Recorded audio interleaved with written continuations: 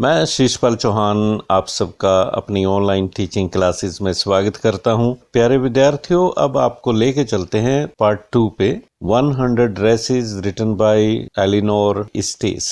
अब तक आपने जाना कि जो मिस मैसन है उन्होंने ड्राइंग प्रतियोगिता का परिणाम घोषित कर दिया था और सभी लड़के एग्जीबिशन देखने के लिए रूम नंबर 12 में जा चुके थे और उधर पैगी और मैडी आपस में बातें करती हुई रूम नंबर 12 की तरफ ही जा रही थी। आपस में बातें कर रही थी कि देख पैग, वह रही नीले रंग की ड्रेस जिसकी बात वो हमसे किया करती थी, क्या यह सुंदर नहीं है? और पैगी ने कहा हाँ, और यह रही हरे रंग की ड्रेस। लड़के और मैं तो यही सोचती रही कि मैं इसे बना सकती थी। तो अब आगे बढ़ते हैं part 2 100 dresses written by Eleanor stage.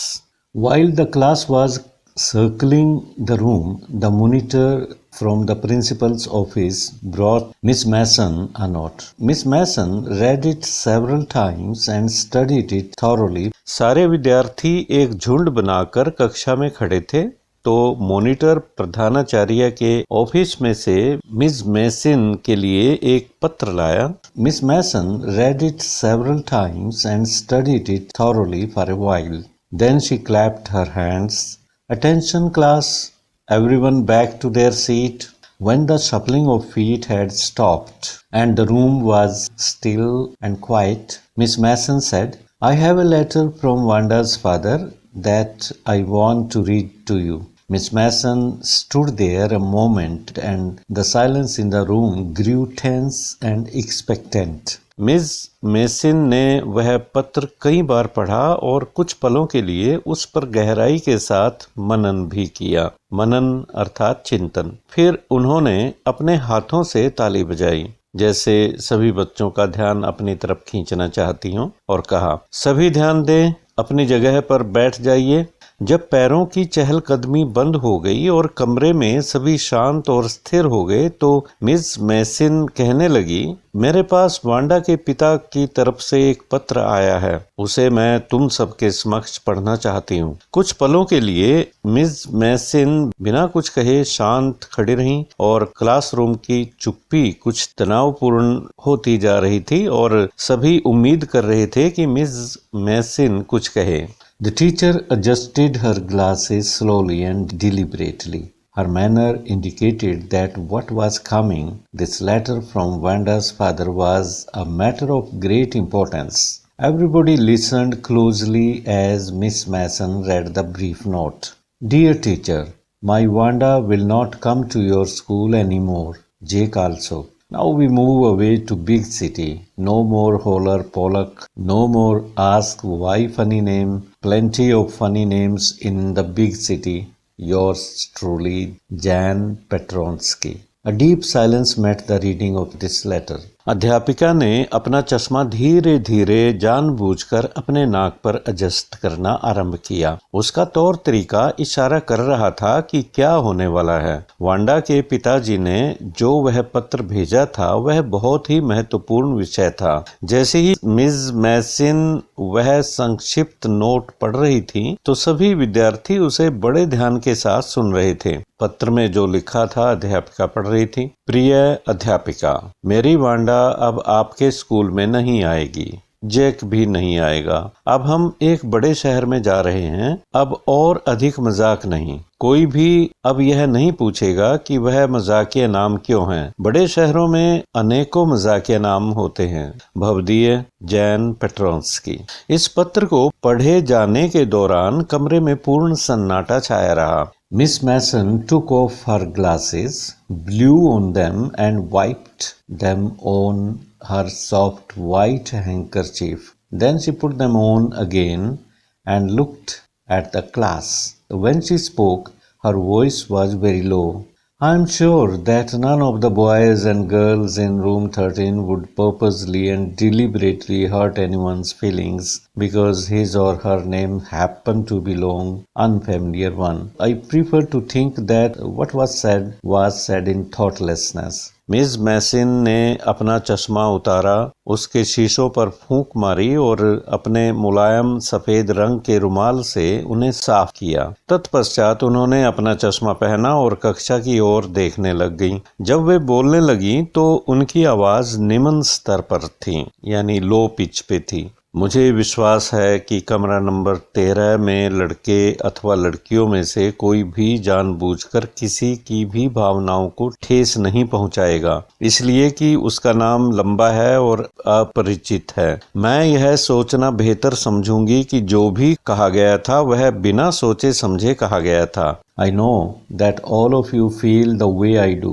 that this is a very unfortunate thing to have happened. Unfortunate and sad, both, and I want you all to think about it. The first period was a study period. Maddie tried to prepare her lessons, but she could not put her mind on her work. She had a very sick feeling in the bottom of her stomach. True, she said, she had not enjoyed listening to Peggy ask Wanda how many dresses she had in her closet. मैं जानती हूँ कि तुम सब भी उसी तरह से अनुभव करते होंगे जैसे कि मैं करती हूँ कि यह सब बहुत ही दुर्भाग्यपूर्ण घटित हुआ है, दुर्भाग्यपूर्ण और दुखांत भी दोनों, और मैं चाहती हूँ कि तुम सब इसके बारे में मनन करो, सोचो। पहला पीरियड पढ़ाई का ही पीरियड था। मैडी ने अपने पाठ तैयार करने का प्रयत्न किया, परंतु वह अपने काम में अपना ध्यान केंद्रित नहीं कर पाई। उसे अपने पेट में एक अजीब सा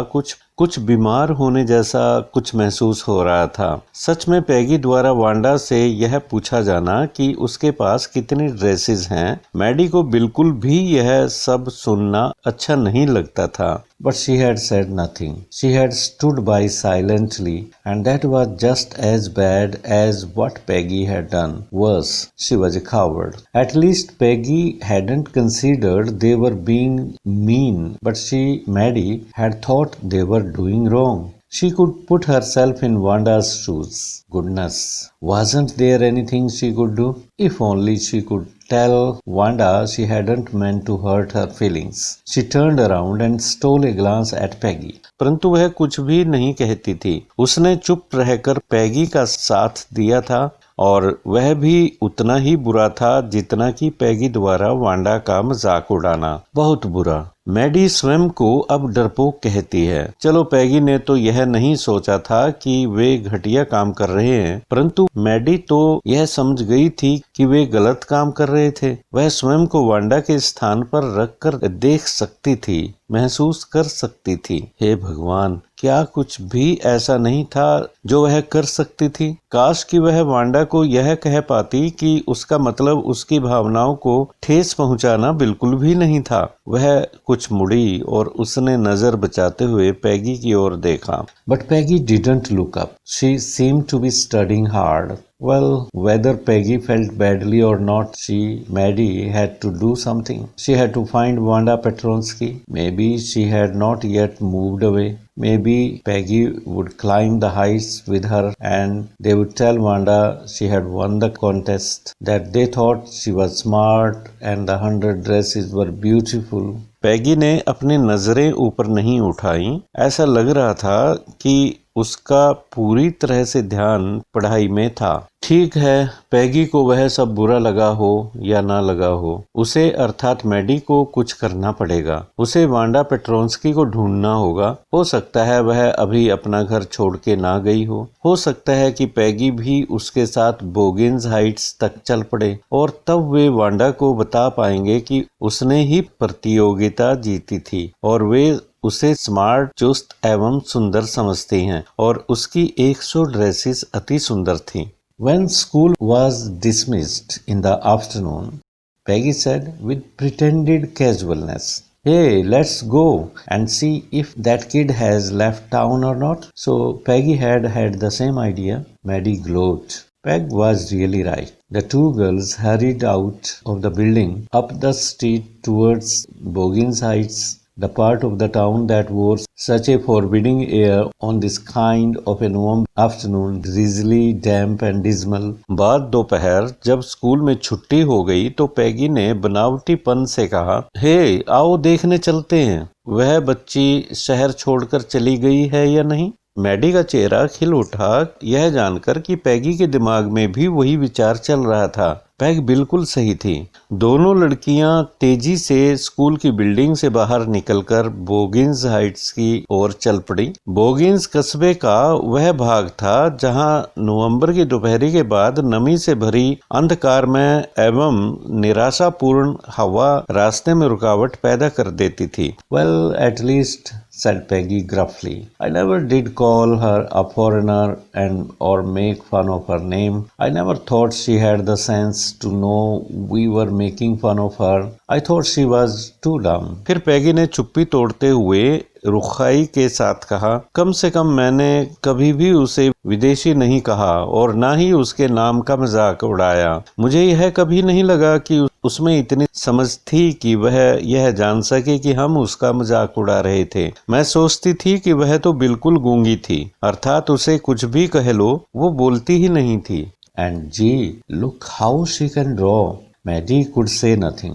All she hoped was that they would find Wanda. She wanted to tell her that they were sorry they had picked on her and how wonderful the whole school thought she was, and please not to move away and everybody would be nice. She and Peggy would fight anybody who was not nice. और देखो वह चित्र भी कैसे बना सकती है। Maddie कुछ भी ना कह सकी। वह यही उम्मीद कर रही थी कि किसी प्रकार से वांडा उन्हें वहां मिल जाए। वह उसे यह बताना चाहती थी कि वे उस पर कटाक्ष करने के लिए बहुत दुखी थे और यह भी बताना चाहती थी कि किस प्रकार से सारा स्कूल उसे अद्भुत समझ रहा था। कृपया वह ना जाए, अब सभी उसके साथ अच्छा व्यवहार करेंगे। वह और पैगी दोनों मिलकर उससे लड़ेंगे जो उसके प्रति अच्छा व्यवहार नहीं करेगा। The two girls hurried on. They hoped to get to the top of the hill before dark.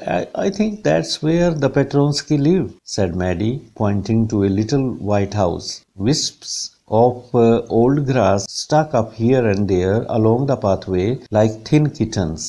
दोनों लड़कियां तेजी से आगे की ओर बढ़ी जा रही थीं। वे दोनों अंधेरा होने से पहले ही पहाड़ी के शिखर पर पहुंचना चाहती थी। मैडी ने एक छोटे से सफेद रंग के घर की ओर इशारा करते हुए कहा, मुझे लगता है वहां पर पेट्रोन्स्की रहते हैं। रास्ते के साथ साथ सूखी घास के गुच्छे इधर उधर इस प्रकार अटके पड़े थे जैसे कि वे पतले दुबले से बिल्ली के बच्चे हों जो रास्ते में चलते समय उलझ जाते हैं। The house and its sparse little yard looked shabby but clean. It reminded Maddie of Wanda's one dress, her faded blue cotton dress, shabby but clean. घर और उसका कम दूरी तक फैला हुआ छोटा सा आंगन देखने में अच्छा नहीं लग रहा था, परंतु वहां पर साफ सफाई थी। There was not a sign of life about the house. Peggy knocked firmly on the door, but there was no answer. She and Maddie went around to the backyard and knocked there. Still, there was no answer. Damn, there was no doubt about it. The Petronskys were gone.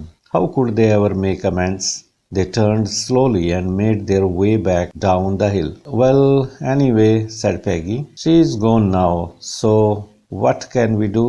Besides, इससे Maddie को Wanda की वह फीके नीले रंग की सूती dress याद आ गई जो साफ तो थी परंतु देखने में अच्छी नहीं लगती थी। घर को देखकर यह लगता था कि वहां कोई नहीं रहता था। जीवन का एक भी चिन्ह वहां मौजूद नहीं था। पैगी ने दरवाजे पर जोर से दस्तक दी परंतु कोई भी प्रत्युत्तर नहीं मिला। वे दोनों अब मकान के पीछे वाले आंगन में गए और वहां से दस्तक दी परंतु अभी भी उन्हें कोई उत्तर नहीं मिला। इसमें जरा सा भी शक नहीं था कि पेट्रोन्स्कीज जा चुके थे। भला कैसे वे अब प्रायश्चित कर सकेंगी? पैगी कहती है, ठीक है कोई बात नहीं, वह तो अब जा चुकी है, तो अब हम क्या कर सकते हैं? When I was asking her about all her dresses, she probably was getting good ideas for her drawings. She might not even have won the contest otherwise. Maddie turned this idea carefully over in her head, for if there were anything in it, she would not have to feel so badly.